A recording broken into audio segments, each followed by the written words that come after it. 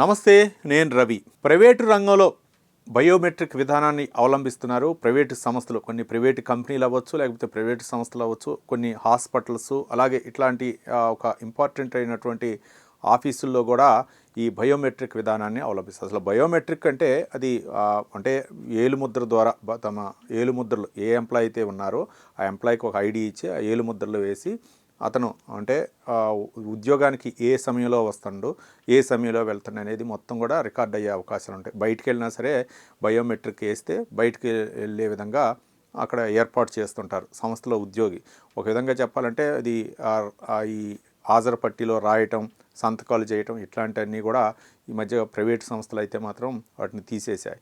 అయితే ఈ బయోమెట్రిక్ విధానం వల్ల నెల వచ్చేసరికి అతనికి జీతం చూసే సమయానికి అతను ఎన్ని రోజులు ఆబ్సెంట్ అయ్యాడు, ఎన్ని వీక్లీ ఆఫ్లు తీసుకున్నారు, అలాగే ఎన్ని సీఎల్లు తీసుకున్నారు, అలాగే సమయం ఎంత కేటాయించారు, 8 గంటలు, కొన్ని సంస్థలు అయితే 8 గంటలు, 8:30 గంటలు, ఇట్లా వాళ్ళ యొక్క సందర్భాన్ని బట్టి ఆఫీస్ రూల్స్ ప్రకారం పెడుతూ ఉంటాయన్నమాట.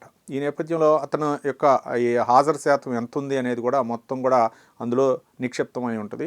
ఇక సంబంధించినటువంటి అధికారులు, హెచ్ఆర్ అధికారులు ఎంప్లాయీ ఎంతవరకు ఉన్నాడు, సమయాన్ని కేటాయించాడు లేదా, లేకపోతే అతను అంటే 8 గంటలు పని చేయకపోతే అతనికి కొంత జీతంలో కట్ చేసినటువంటి సంస్థలు కూడా ఉంటాయి. ప్రైవేట్ సెక్టార్లో జరిగేదే ఇది. అయితే దీన్ని దృష్టిలో ఉంచుకొని రాష్ట్ర ప్రభుత్వాలు కూడా ఈ యొక్క బయోమెట్రిక్ విధానాన్ని అవలంబిస్తే ఎట్లా ఉంటుందనే ఆలోచన అయితే చేసింది. దీని అందరూ కూడా చాలామంది కూడా విశ్లేషకులు హర్షిస్తున్నారు. సామాన్య ప్రజానికానికి కూడా ఇది ఉపయోగపడే అవకాశం ఉంది. అంటే సామాన్య ప్రజానికానికి ఏ విధంగా ఉపయోగపడుతుందంటే, ఒక్కోసారి ఆఫీసుల్లో, ప్రభుత్వ కార్యాలయాల్లో ప్రజలకు సేవలు చేయాల్సినటువంటి ఉద్యోగులు సరైన సమయానికి ఉండకపోవటం, ముఖ్యంగా హాస్పిటల్ చూస్తున్నాం. గవర్నమెంట్ ఆసుపత్రుల్లో కొంతమంది ప్రజాప్రతినిధులు, ముఖ్యంగా మంత్రులు తనిఖీలకు వెళ్ళినప్పుడు అవ్వచ్చు, లేకపోతే ఐఏఎస్లు, ఐపీఎస్లు కొంతమంది తనిఖీలకు వెళ్ళినప్పుడు, హెచ్ఎంఓ అవ్వచ్చు, వీళ్ళందరూ కూడా తనిఖీలకు వెళ్ళినప్పుడు అక్కడ అధికారి సంతకం చేసి ఉంటుంది కానీ విధుల్లో ఉండడు. ఇట్లాంటి పరిస్థితులు మనం చూసే ఉంటాం. అట్లాంటిది నివారించడం కోసం దీనికి ఏదో ఒకటి చెక్ పెట్టాలి, అధికారులు బాధ్యతాయుతంగా ఉండాలి, పారదర్శకంగా సేవలు చేయాలనే ఉద్దేశంతో ప్రభుత్వాలు ఆలోచిస్తున్నాయి. ఒక కేంద్ర ప్రభుత్వ సంస్థలో కొన్నిట్లో ఇప్పటికే బయోమెట్రిక్ విధానాన్ని అయితే అవలంబిస్తున్నారు.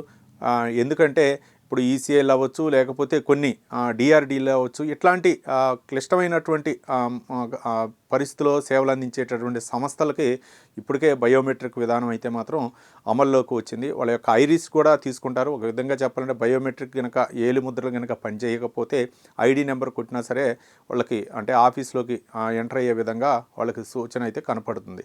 ఇట్లాంటి పరిస్థితిని ప్రభుత్వ కార్యాలయాలు అంటే రాష్ట్ర ప్రభుత్వాలు కూడా అమలు చేయాలనే విధంగా ఒక ఆలోచన అయితే చేస్తున్నారు.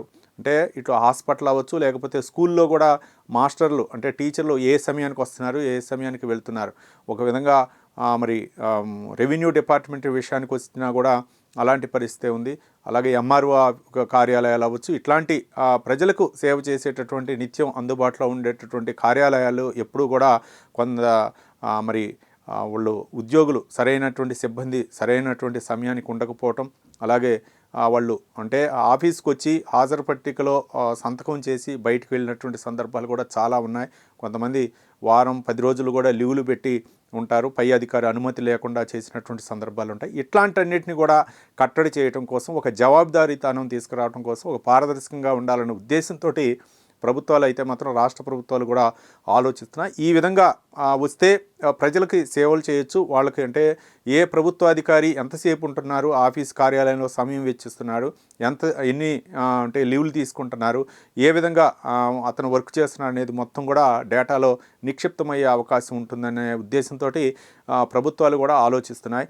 కాబట్టి అంటే ఇలాంటి బయోమెట్రిక్ విధానం కనుక వస్తే అతను ఏ విధంగా కూడా తప్పించుకునే అవకాశం ఉండదు. అతను 30 రోజులు కూడా అంటే వీక్లీ ఆఫ్లు లేకుండా ఏ రోజు వీక్లీ ఆఫ్ తీసుకున్నారు, ఏ విధంగా అనేది కూడా అతను మంత్ ఎండింగ్ కల్లా కూడా సంబంధిత అధికారులు ఆ డేటాను తీసినప్పుడు తెలిసిపోయే అవకాశం ఉంది. కాబట్టి వీటన్నిటిని కూడా ప్రభుత్వాలు అయితే మాత్రం పునరాలోచిస్తున్నాయి. కొన్ని కార్యాలయాల్లో వీటిని పైలట్ ప్రాజెక్టుగా అమలు చేసి అక్కడ ఏ విధంగా రిజల్ట్ వచ్చిందనేది కూడా ఆలోచించి తర్వాత మిగిలినటువంటి కార్యాలయాలకు కూడా ఈ యొక్క బయోమెట్రిక్ విధానాన్ని అమలు చేసే ఆలోచనలో ప్రభుత్వాలు ఉన్నట్లు తెలుస్తుంది. ఏది ఏమైనా మొత్తానికి చాలా అంటే ఇంపార్టెంట్ అయినటువంటి ప్రదేశాలు ఏవైతే ఉన్నాయో ఇప్పటికీ బయోమెట్రిక్ ఉంది. మన సెక్రటేరియట్, ఏపీ సెక్రటేరియట్, అలాగే తెలంగాణ సెక్రటరీ ఇట్లాంటి ప్రాంతాల్లో అయితే మాత్రం, ఇట్లాంటి కార్యాలయాల్లో అయితే మాత్రం బయోమెట్రిక్ ఉంది. కొన్ని అంటే పోలీస్ డిపార్ట్మెంట్లో కూడా కొన్ని కార్యాలయాల్లో ఈ బయోమెట్రిక్ ఉంది.